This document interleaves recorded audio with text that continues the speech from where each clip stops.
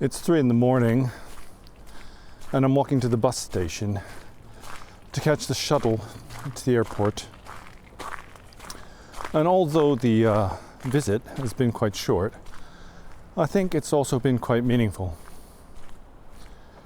Unfortunately, Vala and Halldor, the two people who run the centre here in Iceland, contracted COVID. And so they spent the whole weekend in bed recovering. That means I wasn't able to travel and visit the centre in Reykjavik. But they asked me if I would like to return at some time and to teach the Dharma. And so, in future, if the opportunity arises, then you will get to meet them and meet the local Icelandic Sangha.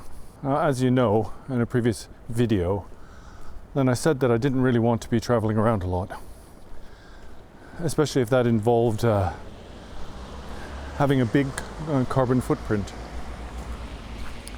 unnecessarily using air travel to go here and there. But in general, then we think this sort of thing is okay if we're going to teach the Dharma, do something beneficial or meaningful. But likewise, that it wouldn't be okay. For example, for me to go and have a holiday somewhere warm, and in order to do that, then fly halfway across the world. And something you have to understand is that I'm not telling you that you're not allowed to fly or go on holiday. To be honest, it's none of my business what you do. It's up to you to decide for yourself what you think is appropriate and inappropriate. But as far as I can see, from my perspective, then as a spiritual practitioner, especially as a monk, and it wouldn't be right for me to use a carbon footprint just to go entertain myself. Well, this is a big issue when it comes to the Dharma, because many spiritual teachers fly around the world. I think for most of them, that's primarily what they do. They fly from one country to another in order to teach the spiritual path. And so with that, there comes quite a big carbon footprint. But we sort of think as long as we're doing something beneficial, then it's okay. But really, it's difficult to say how much benefit can be derived from flying to a country and teaching a handful of people for a weekend. I mean, there are different ways of doing it. For example, Taisita Rinpoche, he has a monastery in northern India.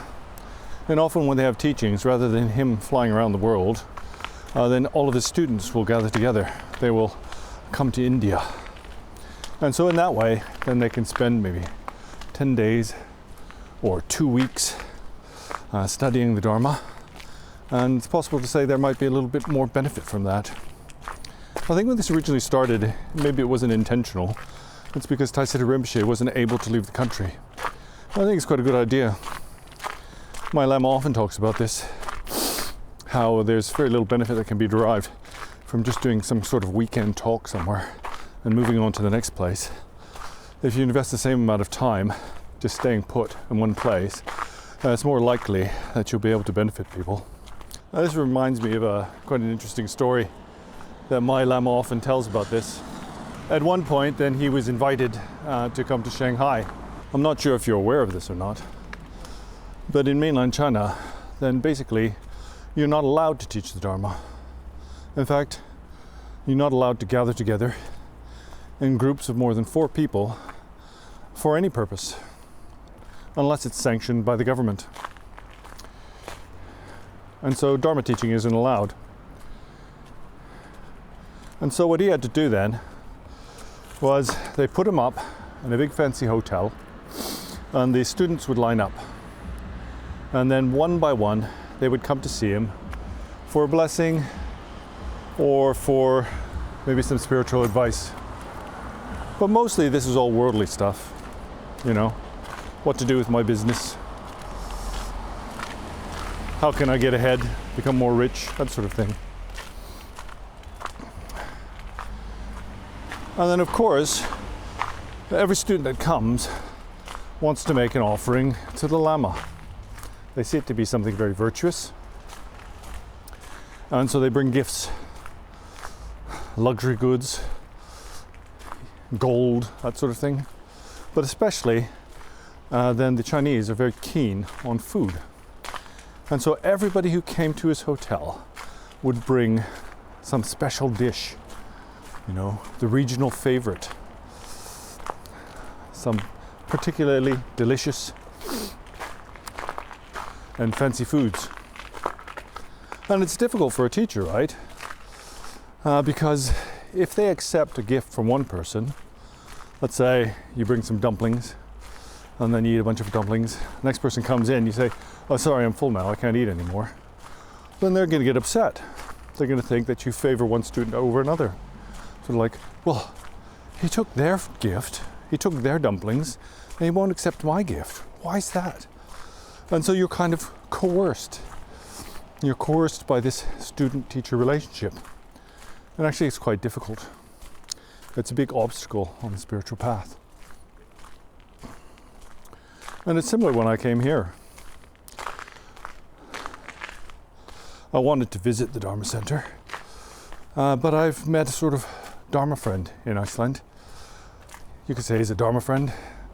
Maybe he's somebody who wants to be one of my students. And so this was an opportunity for us to get to know each other, kind of check each other out. He asked us if we'd like to go sightseeing.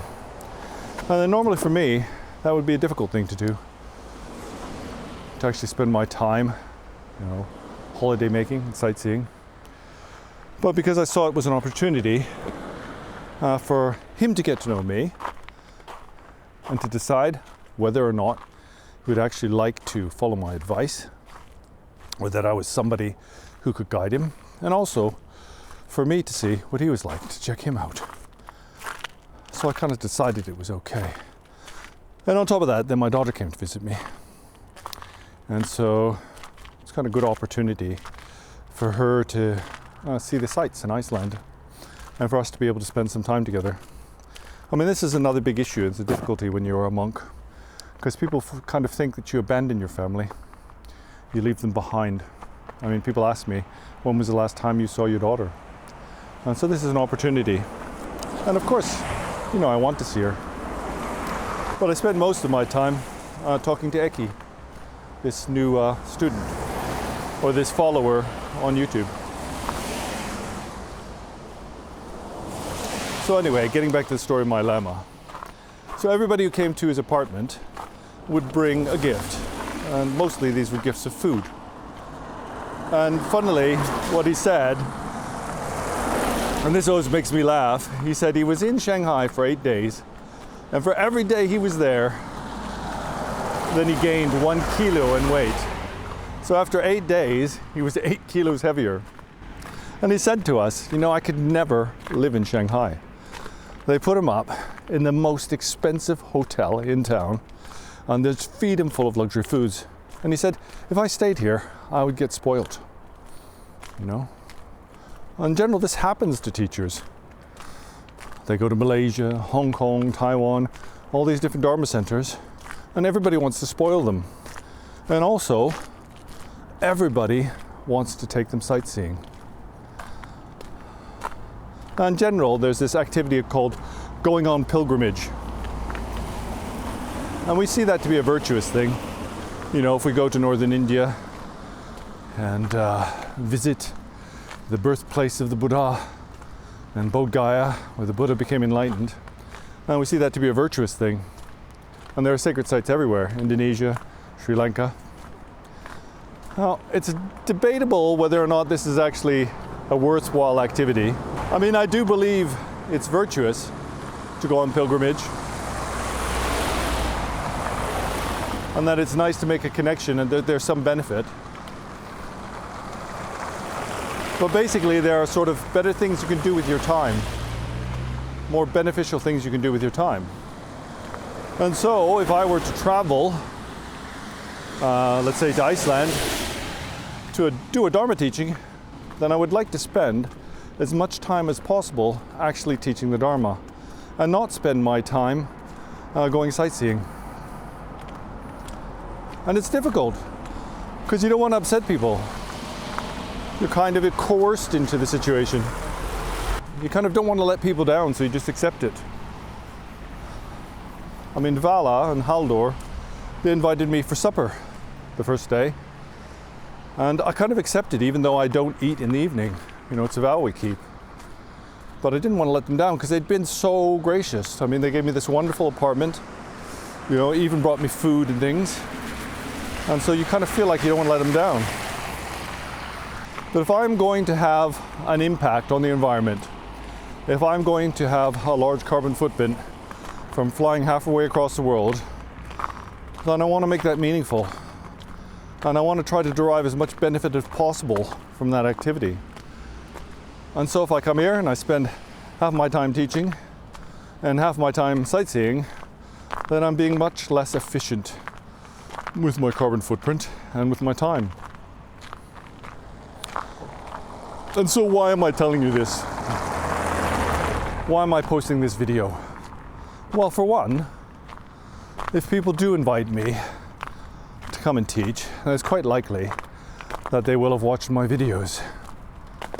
And if they watch my videos, then they will see that there is this issue.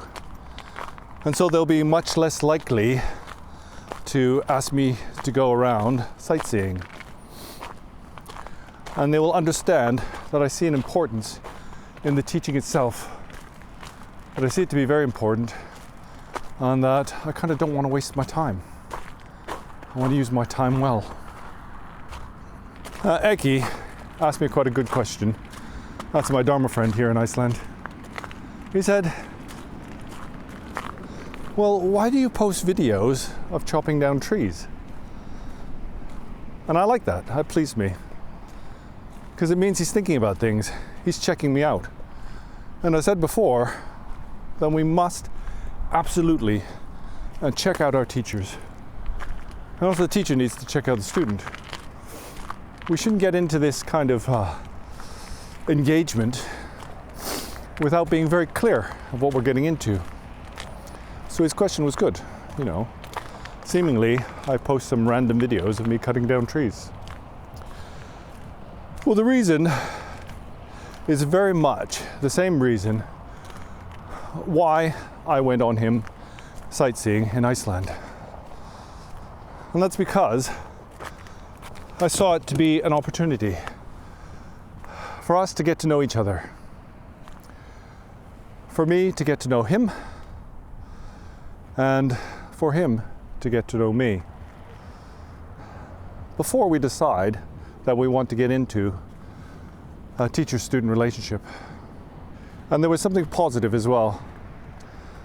Because although I was a bit worried about driving around the country and increasing my carbon footprint, and also sort of using up my time sightseeing, instead of doing something important, like for example, I could be making another video, which I think does benefit some people.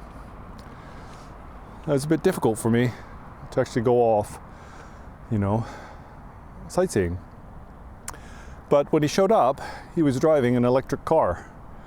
And that kind of made me happy, because I could see that there would be much less intense carbon footprint from our little bit of entertainment.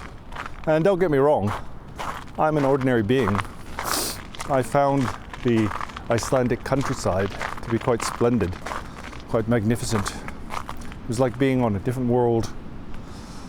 And the majesty of waterfalls and natural springs and geysers is something that we all can appreciate. And I'm the same.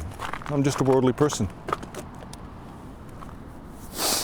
But as I said so many times before, if you're a spiritual practitioner, you have to do your best. You have to consider things well. For example, what is a good use of your time? And what would be of the greatest benefit? Well, I think about the bus station now. so I better get going. I've got a flight to catch. I'll be in Glasgow early this morning. And so when I get there, I will try to post a video from the retreat center. The retreat center in Erin. I spent 4 years there. I never left the front door. So I think it'll be interesting to see how I react to that. How I react to my monastic cell again. I haven't been there in 9 years, I guess. And in the 4 years I was there, then an awful lot happened in terms of the Dharma. It's a kind of rare and wonderful opportunity.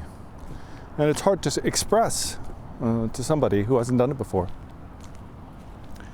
And it's part of the reason why I'm so keen to develop a retreat center in Canada.